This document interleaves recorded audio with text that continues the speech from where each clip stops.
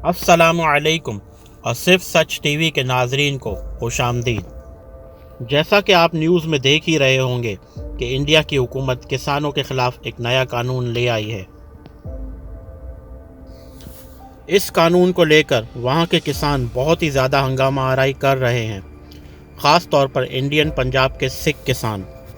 इस कानून के मुताबिक किसान अनाज की सरकारी मुकर्ररा कीमत पर अनाज को नहीं बेच पाएगा, बल्कि उसको ओपन मार्केट में अनाज बेचना होगा।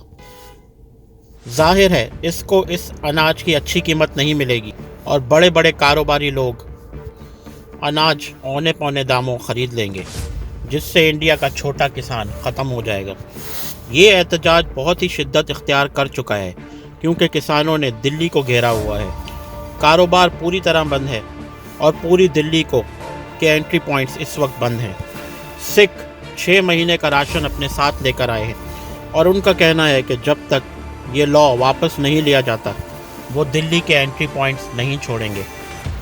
सिख इस वक्त मोदी को धमकियां दे रहे हैं कि अगर तुमने इसी तरह सिखों को तंग किया तो खालिस्तान की तहरीक फिर से ज़ोर पकड़ लेगी और फिर मोदी इसको संभालना भी चाहेगा तो नहीं संभाल पाएगा। ये एहतजाज ना सिर्फ इंडिया में बल्कि पूरी दुनिया में सिख बरादरी कर रही है, चाहे वो लंदन हो, कनाडा हो या अमेरिका।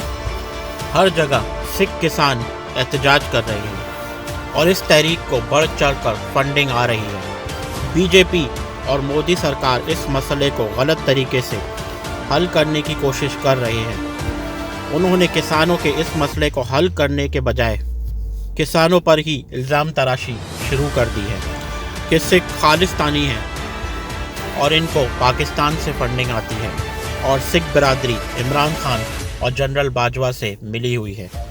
असल में भारत सरकार मोदी नहीं, अंबानी, टाटा और बिरला जैसे बिजनेसमैन चला रहे हैं और वो खुलेआम कह रहे हैं कि मोदी चाय वाले पीएम को वही करना पड़ेगा जो हम कहेंगे, क्योंकि मोदी को लाए भी कठपुतली की तरह यही लोग हैं और मोदी इन्हीं के इशारे पर नाचता है। ये तो सब जानते ही हैं कि सिखों के साथ 1984 में क्या हुआ था, किस तरह उनका कत्लेआम किया गया था और आज तक उन ख़ानदानों को इंसाफ नहीं मिला और वो दर बदर की ठोकरें खाने पर मजबूर हैं। इन हालात में इंडिया में कुछ भी हो सकता है। ज़रा सोचें कि अगर एक भी बंद इस हंगामे में मारा गया तो एक ऐसी तबाही इंडिया के दहाने पर जिससे बचना मोदी की गवर्नमेंट के लिए नामुमकिन हो जाएगा।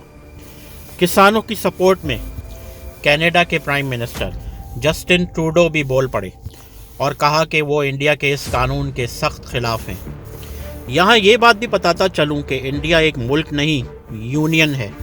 सब स्टेट्स ने मिलकर इसे एक मुल्क की शक्ल दी है और कोई भी स्टेट रेफरेंडम के ज़रिए इंडिया से अलग होने का कानून पास कर सकता है।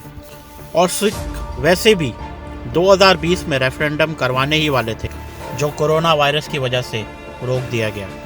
ज़रा सोचें अगर ये किसान दिल्ली तक पहुंच गए और वहां पार्लियामेंट के बाहर धरना दे दिया तो फ़ौज को बुलाने के अलावा कोई और रास्ता नहीं होगा और इस सूरत हाल में क्या होगा कोई नहीं जानता। इंडिया इस वक्त डेमोक्रेसी नहीं बल्कि सिर्फ हिंदू और वो भी बरहमन जागीर बन चुका है। वहाँ अक़लियतों के कोई हुकूक नहीं है। इससे पहले आपको मालूम ही होगा कि मोदी सरकार CAA और NRC का काला कानून मुसलमानों के ख़िलाफ़ ले आई थी, जिसमें सिर्फ मुसलमानों को प्रूव करना पड़ेगा कि वो इंडियन शहरी हैं या नहीं। इस पर भी बहुत ज़्यादा एहतजाज हुआ था और बहुत से मुसलमान इसमें हलाक और ज़ख्मी हो गए थे। इंडिया में अक़लियतों के ख़िलाफ़ कानून कोई नई बात नहीं। मुसलमान वहाँ सिर्फ गाय का गोश्त खाने और रखने पर भी मारे जा चुके हैं। दलित जो कि निचली ज़ात के हिंदू होते हैं, उन्हें इंडिया में इंसान ही नहीं समझा जाता और उनके साथ जानवर से भी बदतर सलूक किया जाता है और अब सिखों को भी तंग किया जा रहा है।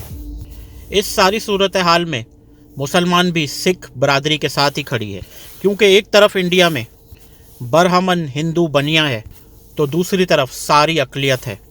अब देखना ये होगा कि ये एहतजाज किस तरफ जाता है और कौन इस सूरत हाल से भरपूर फ़ायदा उठाता है। अगर आप देखना चाहते हैं صرف سچی نیوز تو سبسکرائب کیجیے صرف سچ ٹی وی کو، اور ساتھ میں بیل آئیکن کو بھی دبا دیجیے تاکہ آپ کو مل سکے صرف سچی نیوز سب سے پہلے۔ شکریہ۔